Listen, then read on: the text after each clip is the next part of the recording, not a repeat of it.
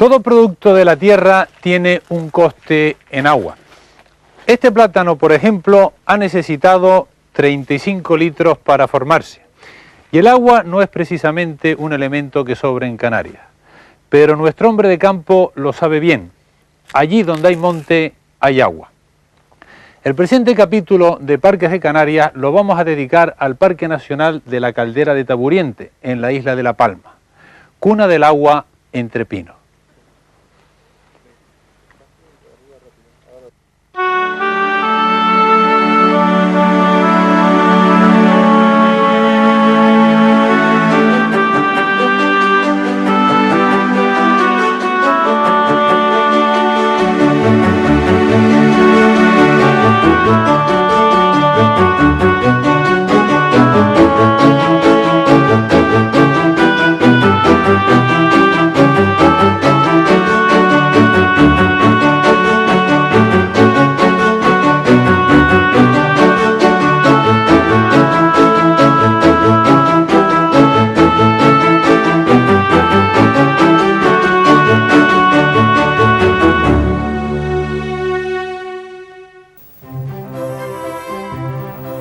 Efectivamente, los cultivos necesitan agua, y si hoy son los plátanos, hace 500 años, a raíz de la conquista de La Palma, era caña de azúcar lo que cubría estas fértiles extensiones del Valle de Aridane.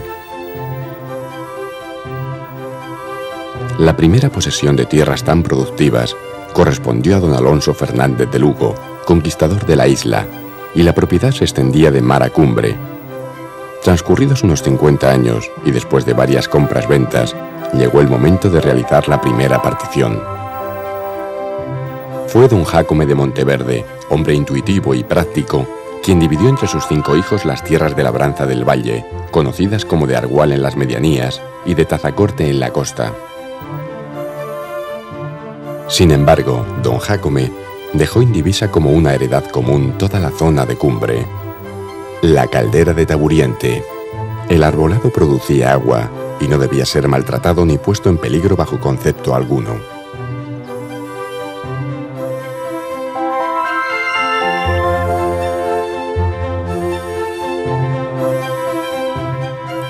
Esta clarividente medida de conservación se ha mantenido a lo largo de más de 4 siglos, y la caldera sigue siendo propiedad indivisa del llamado heredamiento de las haciendas de Argual y Tazacorte. Si al principio eran 5 los hijos de don Jácome quienes se repartían el agua que salía de la caldera, hoy son más de 2000 los hacendados que comparten esta peculiar propiedad, que se cifra y traduce en minutos o segundos de un chorro de agua.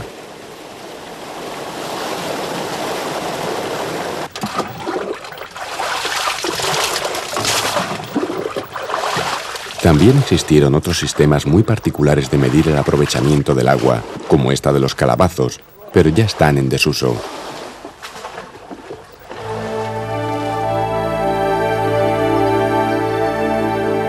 Tradición e historia han hecho posible que uno de los lugares más sorprendentes y bellos de Canarias se haya mantenido intacto hasta el presente, permitiendo su declaración en 1954 como Parque Nacional de la Caldera de Taburiente.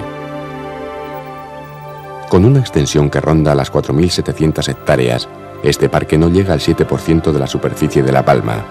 Se trata de un formidable socavón horadado en el mismísimo corazón de la isla y que desagua hacia el suroeste por el no menos impresionante Barranco de las Angustias.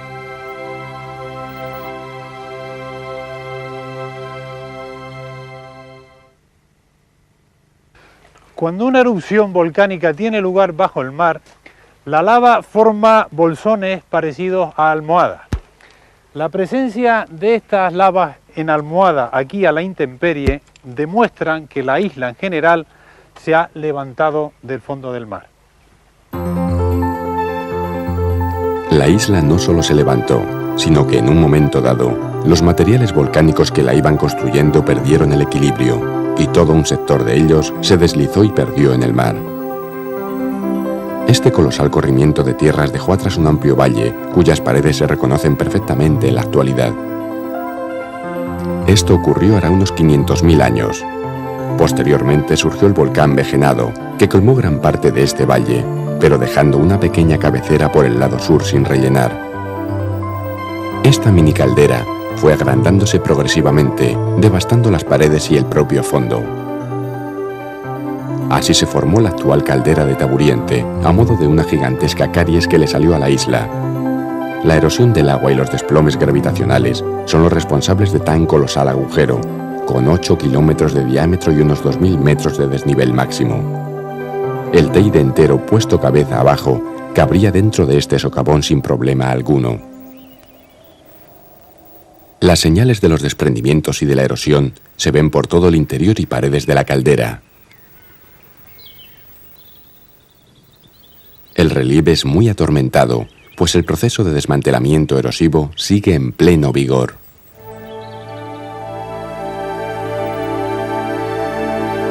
En la caldera abundan roques de perfiles caprichosos, como el roque del Uso, el de la Viña, de la Brevera Macha o el propio roque de Idafe, que fue lugar de adoración de los benaoritas o aborígenes que poblaron la isla. En la cima de alguno de estos roques se pueden encontrar cantos rodados, lo que demuestra que el fondo de la caldera se encontraba a ese nivel en otros tiempos. Los materiales volcánicos no son homogéneos y la erosión diferencial es la causante de belleza tan agreste.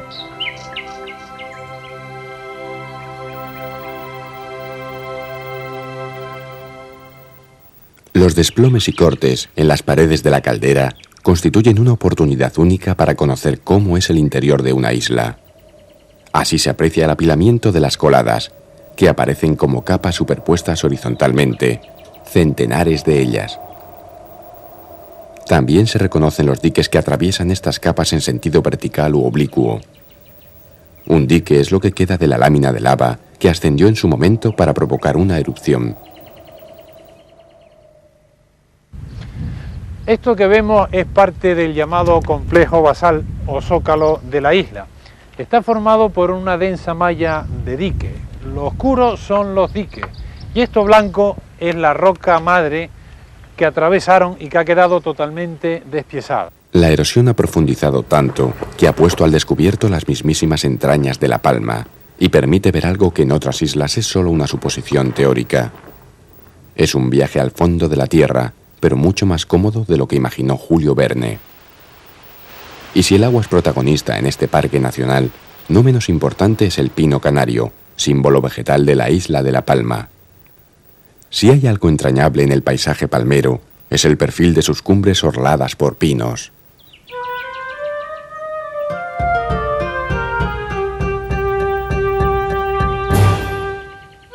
La caldera y sus estribaciones están tapizadas por magníficos pinares con la salvedad de las cumbres más altas, los paredones y laderas inestables y por supuesto el cauce de los barrancos. El pino canario es un árbol de porte piramidal cuando es joven.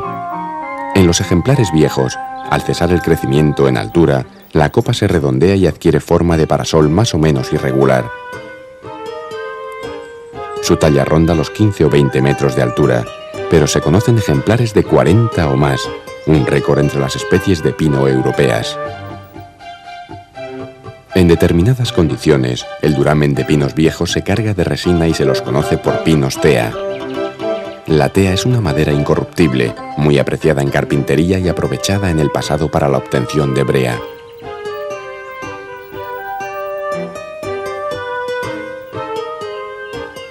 Las acículas del pino canario son muy largas, finas y flexibles, y están agrupadas de 3 en 3 por una vaina basal. Duran 2 años sobre el árbol, y al caer forman los extensos mantos de pinocha que cubren todo el suelo. Las flores masculinas aparecen en el extremo de los ramillos del año anterior, y sueltan el polen de marzo a abril. Las flores femeninas, fecundadas, se transforman en las conocidas piñas, de color verde y cerradas al principio. Luego son marrones cuando maduran 2 años después, y se abren para soltar sus semillas.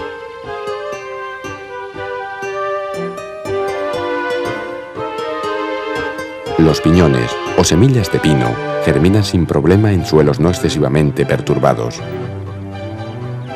Causa asombro ver dónde son capaces de crecer los pinos. La especie es poco exigente en suelos y cuenta con un sistema de raíces muy poderoso que se aferra al terreno, desafiando a la propia gravedad. Así retienen el suelo y evitan la erosión, como bien intuía don Jacome Monteverde 400 años atrás.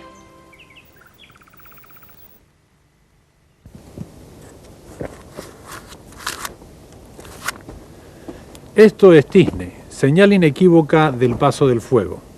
Y es que, en cierto modo, y por extraño que parezca, el pino canario y el fuego están asociados. La gruesa corteza del pino, formada por múltiples láminas apretadas, es un buen aislante térmico y aguanta temperaturas de 400 grados centígrados durante 45 minutos. El pino canario es de las pocas especies que resisten el fuego y rebrota enseguida después de los incendios. Estudios recientes parecen indicar que la ecología de los pinares está en cierto modo asociada al fuego. Incendios de baja temperatura liberan los minerales cautivos en la pinocha y eliminan la potencial acumulación excesiva de materias combustibles. También facilitan la germinación de especies pirófitas del sotobosque, como los propios pinos, el codeso y otras leguminosas.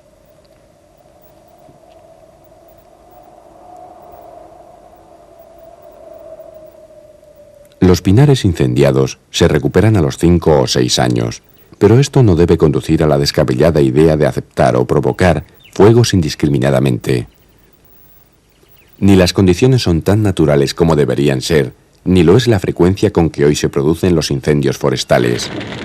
El fuego es un elemento natural en muchos ecosistemas, pero cuando lo maneja la propia naturaleza, el hombre de momento es mejor que se abstenga.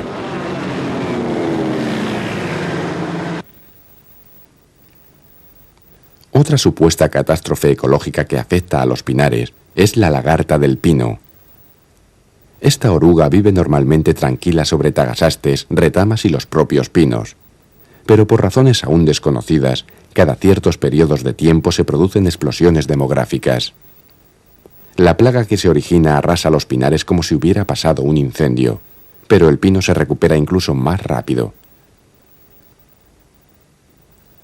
Otros insectos que comen pino son los que se concentran en los ejemplares muertos. Su papel ecológico es fundamental en un bosque y permite el reciclado de las materias nutritivas. Normalmente son las larvas las que se alimentan de madera, suelen ser de colores claros y con forma de gusano, y algunas tardan varios años en desarrollarse.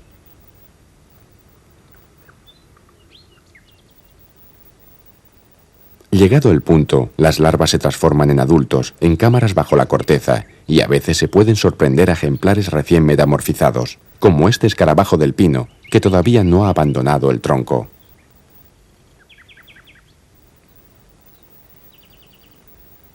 Las aves también se interesan por los pinos, particularmente aquellas cuyo pico robusto les permite comerse sus semillas, que son muy nutritivas. Entre los pájaros destaca el pinzón vulgar, del que vive una raza en La Palma con bellas tonalidades azules en su dorso. Pero no todo es comer. El aseo y cuidado del plumaje requiere asimismo mucha dedicación.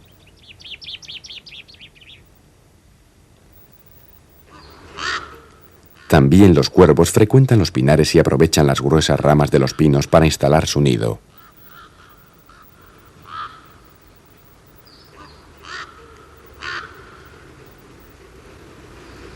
Los cuervos son aves poderosas y de gran envergadura, pero ello no les evita el verse atacados por las grajas, que son muy celosas y no dejan que otro córvido se interne en su territorio.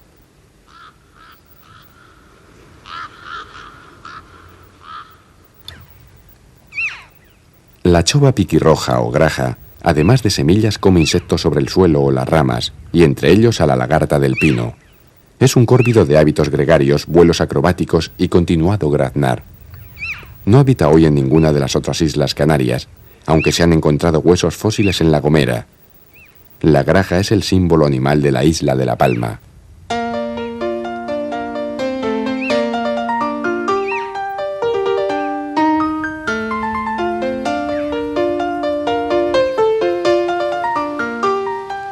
Los pinos también producen sombra, que se agradece durante las largas caminatas por los senderos del parque. En la caldera no entran las carreteras. Hay que recorrerla a pie o con mulo. Sin duda, uno de los mayores encantos de este extraordinario enclave natural. No faltan, sin embargo, miradores estratégicamente situados y con acceso rodado. Muchos visitantes se conforman con echar un vistazo fugaz desde la cumbrecita o los brecitos. Otros, como este grupo de amigos palmeros, se dedican a su afición favorita.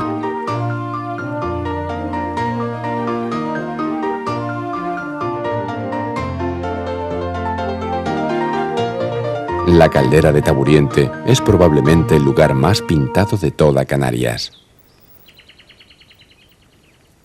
La administración del parque ha establecido una zona de acampada donde los excursionistas encuentran ocasión para reposar, leer un rato o darse un merecido chapuzón en los riachuelos. Son las gratificaciones que ofrece un parque nacional.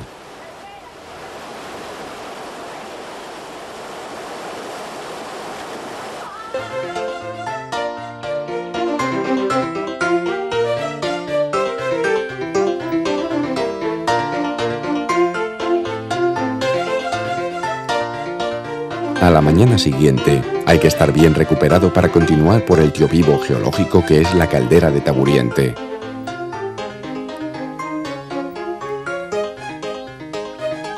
Pero no todos son pinos en este parque nacional. En los pequeños barranquillos que surcan las laderas o cerca de las fuentes y cascadas se genera un microclima más húmedo y sombrío. Allí podemos encontrar especies propias de la laurisilva, como fallas, laureles y helechos. Los frutos de los laureles, por ejemplo, atraen a la paloma rabiche, una de las aves más interesantes y esquiva de las que habita en la caldera.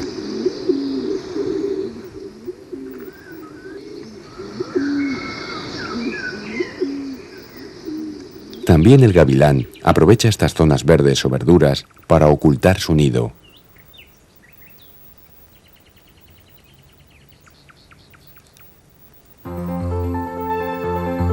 Los pinares son más bien pobres en plantas y a menudo todo el suelo está despejado y cubierto solo por la pinocha.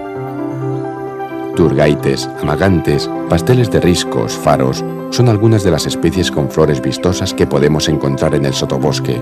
Tampoco son muy abundantes.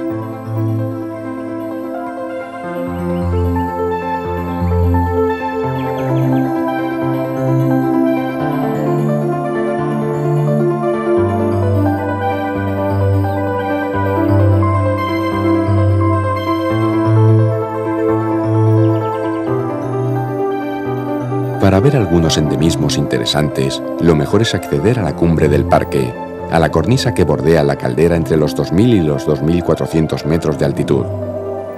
Allí podemos encontrar especies tan espectaculares como este delicado pensamiento de la cumbre, pariente de la violeta del Teide.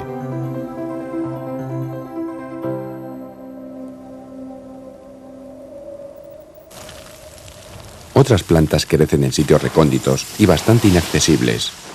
Este es el caso de un hermoso tacinaste azul endémico de La Palma, que llegó a ser una planta muy rara debido a la presencia de cabras en la cumbre. Hoy, dentro del Parque Nacional, las poblaciones se están recuperando sin mayores contratiempos.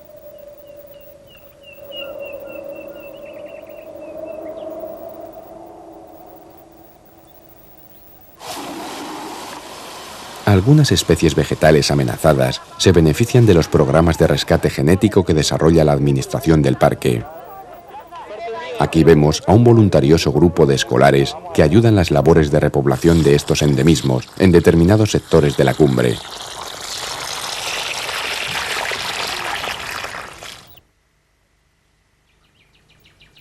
Y de la cumbre volvemos al interior de la caldera a seguirle la pista a la historia del agua. Para ello nos dirigimos a las casas de Tenerra y Taburiente. Desde tiempo inmemorial, las haciendas de Argual y Tazacorte han mantenido una o dos familias en el interior de la caldera con el objeto de vigilar y atender la propiedad. No solo había que impedir la corta de pinos, sino evitar sobre todo que el ganado cabrío penetrase en la caldera.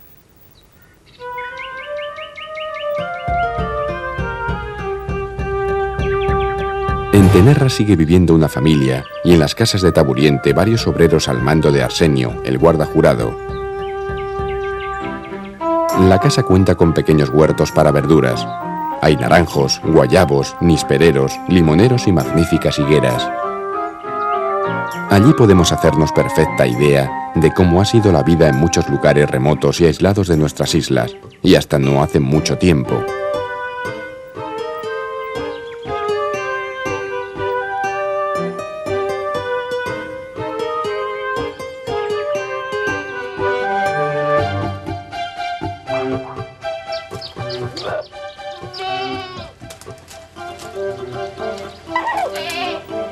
Lógicamente, las cabras hay que mantenerlas estabuladas. No obstante, la leche que dan es cremosa y abundante, y con un poco de cuajo, las manos expertas de Pablo la transforman en queso, que puede aguantar de 1 a 2 años si se atiende convenientemente.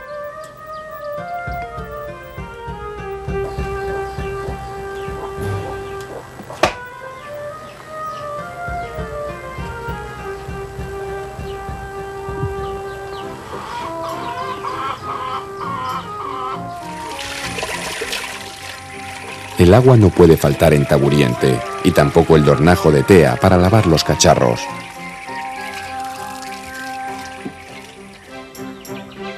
Especial atención recibe la viña, situada a unos centenares de metros de las casas. El origen de esta cepa sea probablemente anterior a la plaga de filoxera que acabó con todos los viñedos en Europa. Su importancia genética es considerable, y Arsenio y su gente la miman como corresponde a su alcurnia y a su calidad. El vino que produce es excelente, pero hay que estar atentos y comprobar si los caldos maduran convenientemente.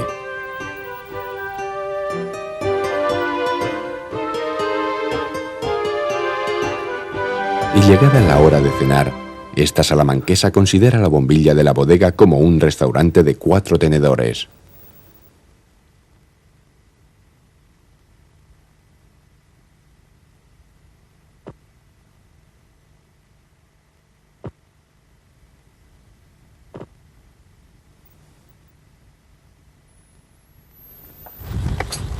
Al día siguiente nos encaminamos hacia Risco Liso.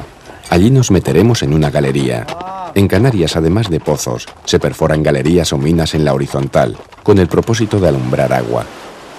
En el pasado, el caudal de agua que salía de la caldera en pleno estiaje rondaba los 200 litros por segundo. Este caudal comenzó a mermar hasta casi la mitad, a medida que se perforaban galerías desde el exterior dirigidas hacia el corazón de la caldera.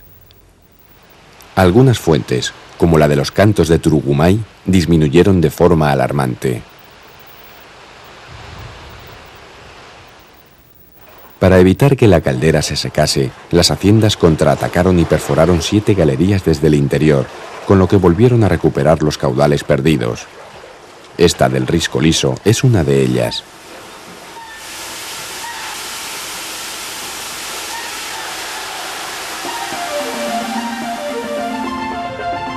El agua, según sale de las galerías, se deja correr libremente por el fondo de los barrancos, restableciéndose así el equilibrio ecológico dentro de la caldera.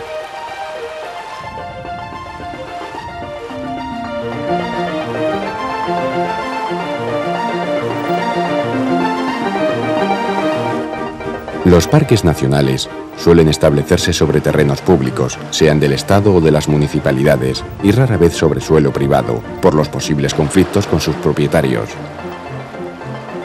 Sin embargo, el Parque Nacional de la Caldera de Taburiente es un magnífico ejemplo de armonía entre los intereses privados y los generales, pues ambos coinciden y trabajan con un mismo fin, la conservación del medio. La playa de Taburiente ha recuperado todo su esplendor, lo mismo que las saucedas y demás vegetación hidrófila. Las banderitas, que así llaman a las alpispas en La Palma, disfrutan de estos ambientes y son sus más fieles pobladores.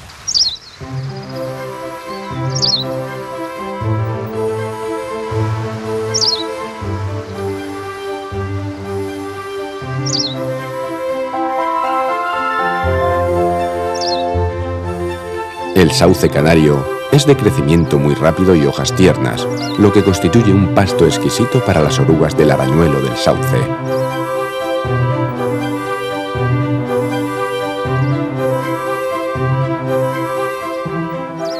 Estas orugas tejen seda y hacen bolsones, donde se reúnen por cientos para crisalidar. Las pintitas negras son restos de excrementos. A las 3 semanas eclosionan los adultos, que son estas mariposillas de color blanco grisáceo que aquí vemos copulando y listas para poner huevos y continuar el ciclo.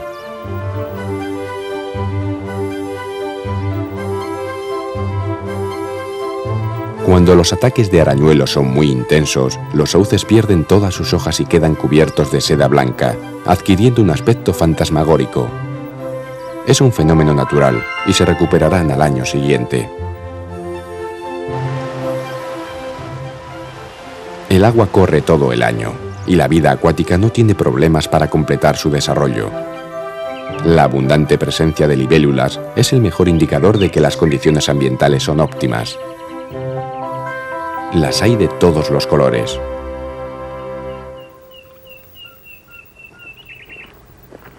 Y hablando de colores, una visita obligada en la caldera es el barranco de Almendro Amargo, cuyas aguas están cargadas de compuestos de hierro y van tiñendo de tonalidades ferruginosas los cauces por donde discurren. Un capricho de la naturaleza no exento de belleza.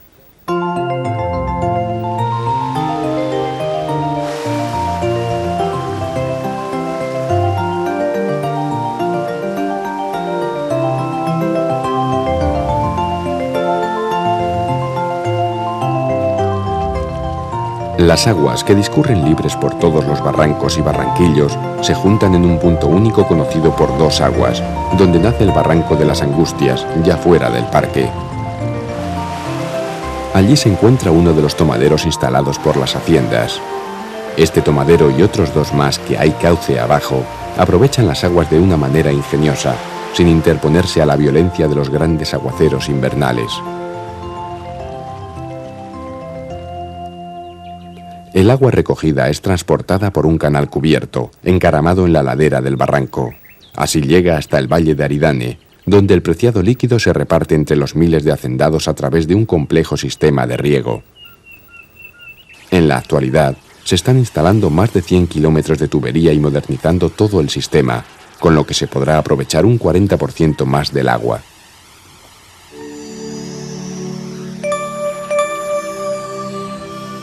En muchas zonas de nuestras islas, las actividades económicas están directamente vinculadas a las áreas naturales. Los parques nacionales no son museos de naturaleza aislados y ajenos al territorio donde se insertan. Sus servicios ecológicos trascienden más allá de sus fronteras.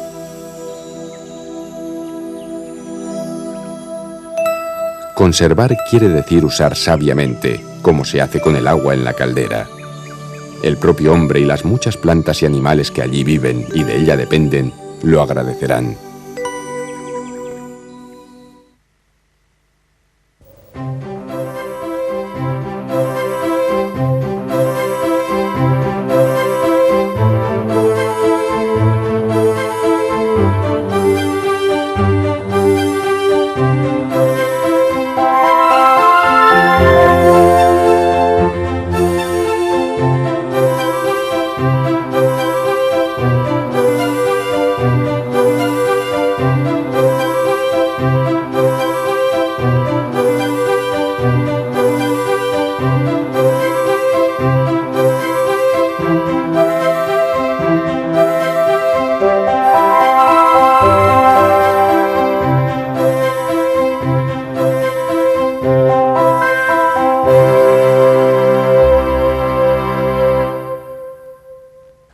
Las actitudes del hombre frente a la naturaleza pueden ser múltiples y varían de una cultura a otra, e incluso dentro de un mismo grupo o familia. Hay quienes creen que los recursos naturales son ilimitados y que están a libre disposición del hombre para sus necesidades y caprichos. Pero no es así. La naturaleza no la heredamos de nuestros padres, la tomamos prestada de nuestros hijos. No lo olvides.